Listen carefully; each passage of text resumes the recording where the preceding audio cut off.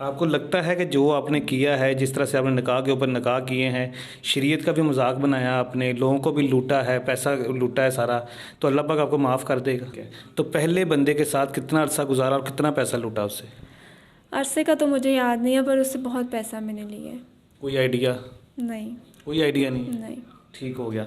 तो फिर तलाक कैसे ली और फिर अगला बंदा कैसे फंसाया? मैंने तलाक नहीं ली उससे, मैंने निकाह पे निकाह कर लिया। और निकाह पे निकाह कर लिया? जी बिल्कुल। अब तक कितने लोगों को फंसा चुकी हैं और कितना पैसा जो है ना वो लूट चुकी हैं? मैंने 6 निकाह किए हैं, ठीक है। और पैसे का मुझे कोई इल्म नहीं, मैंने कितना पैसा लिया कितना नहीं लिया, बहुत पैसा लिया है मैंने। यानी सभी ने चोरी निकाह की हुई, दूसरे ने शादियां की हुई थी? हाँ जी, कोई एक आधा गवाह आ जाता था तो बस हम निकाह कर लेते थे। कि ज़ाहिर है आपने 5-6 साल ये काम किया, 6 निकाह भी किए, पैसा भी लूटा है, दुनिया भी घूम रही, यशी भी कर ली है, वो तो जो पकाया पैसा बचा है, जो घर बचा है, वो किधर है? जी बिल्कुल भाई, आपने जैसा कहा मैं अब ऐसे ही करूँगी, अपना गेटअप भी चेंज करूँगी और पूरा अपने आप को जो है तो इस्लामी दायरे में लाने की कोशिश करूँगी। शादी करेंगी? हाँ जी, फिर सोचूंगी, अभी नहीं। किस तरह से लड़के से शादी करनी? लड़के से करनी है या फिर बाबे से ही करनी है? नहीं नहीं, अब मैंने तौबा कर लिया, बाबे से क्यों करनी है, आपके लड़के से करूँगी। अस्सलाम वालेकुम। वालेकुम अस्सलाम। सदा मुझे बताएं कि ये फ्रॉड करने का आइडिया आपको कैसे मिला और क्यों शुरू किया आपने? मैं बेसिकली एक गांव से हूँ, ठीक है। मैं वहाँ से इधर आई थी जॉब की तलाश में, लेकिन मुझे एक यहाँ पे अमीर सा बंदा मिल गया, बहुत पैसे वाला। वो पहले से शादीशुदा था, लेकिन उसके पास पैसा बहुत था, पर मैंने उससे निकाह कर लिया। कैसे निकाह कर ले? पैसा दे के उसके लालच में आ गई? हाँ जी, पैसा दे के मैं लालच में आ गई, जबकि उसकी पहले बीवी भी थी, तो फिर भी मैंने उससे निकाह कर लिया। गांव की लड़की हैं बता रही हैं, तो गांव की लड़कियां तो जो होती बड़ी सीधी सादी सी होती हैं, बड़ी मासूम सी होती हैं, शहर के रंगीनियों को उनको नहीं पता होता है। तो आपके माइंड में कैसे आएगा ये बंदा पैसे वाला है, पैसे बटोरने चाहिए या बूढ़े आदमी से शादी करनी चाहिए? मैं गांव से शहर आई हूँ, ठीक है। नौकरी की तलाश में आई थी और यहाँ इतना जलील हुई है, जहाँ जाती थी इंटरव्यू देती थी, बस वापस आ जाती थी, ना नौकरी होती थी ना कुछ, और पैसे भी रेंट पे लगा लगू के आ जाती थी। इतनी परेशान हुई, इतनी जलील हुई। उसके बाद मेरे दिमाग में यही आइडिया आया कि अब मैंने ज़ाहिर है वापस भी जाना है, वापस आके क्या मुंह दिखाऊंगी। उनको कहा था कि पैसे कमाने जा रही हूँ, ना जॉब मिली है ना कुछ। तो फिर मेरे दिमाग में यही आया कि अब मैं ऐसे करती हूँ, तो ठीक हो। मैंने फंसाया था। अच्छा, आपने फंसाया था? जी।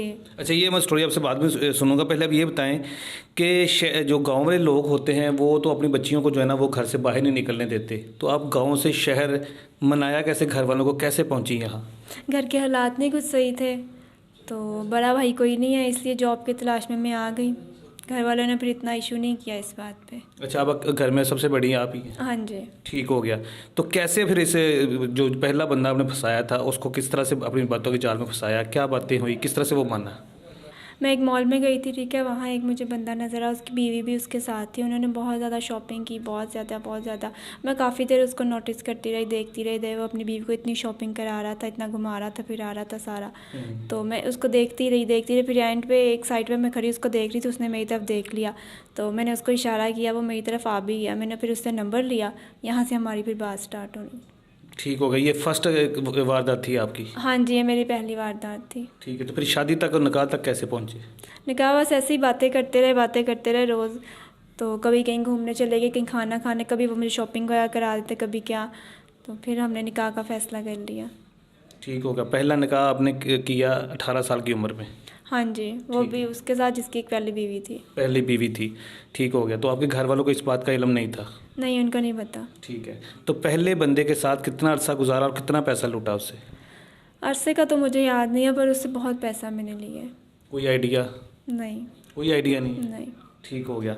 तो फिर तलाक कैसे ली और फिर अगला बंदा कैसे फंसाया?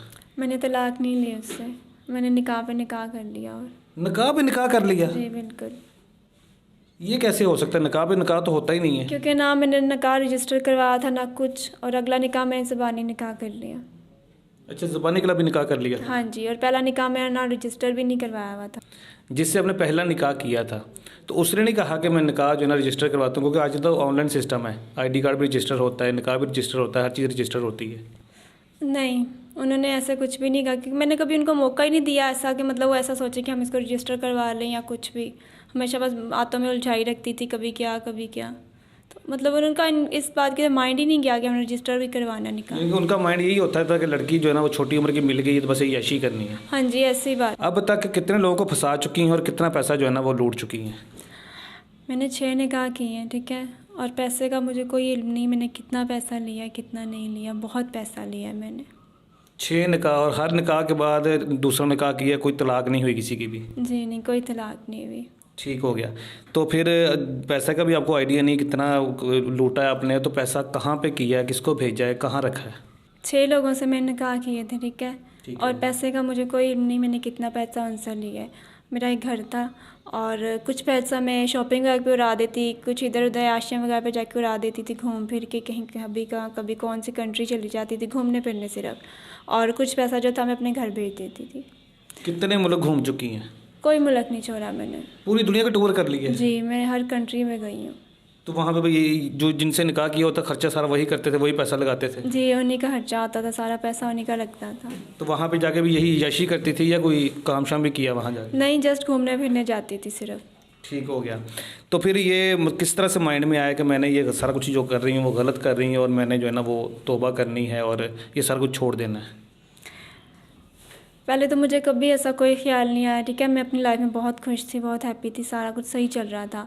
लेकिन फिर अब कुछ हफ्तों से मुझे अजीब अजीब ख्वाब आ रहे हैं, मेरे पे अजाब हो रहा है। कभी मैं बिच्छू देख रही हूँ, कभी मैं सांप देख रही हूँ, मुझे डस रहे हैं, कभी क्या। तो इस तरह से ना मुझे फ़ील हुआ कि मैं कितना गलत कर रही हूँ, मैं कितनी गुनहगार हूँ, कितने गुनाह कर रही हूँ मैं। उसके बाद मेरा दिल बहुत डर गया और अब मैं तौबा करना चाहती हूँ इस चीज़ से। तौबा करना चाहती हैं? तौबा करना चाहती हैं या कर ली है?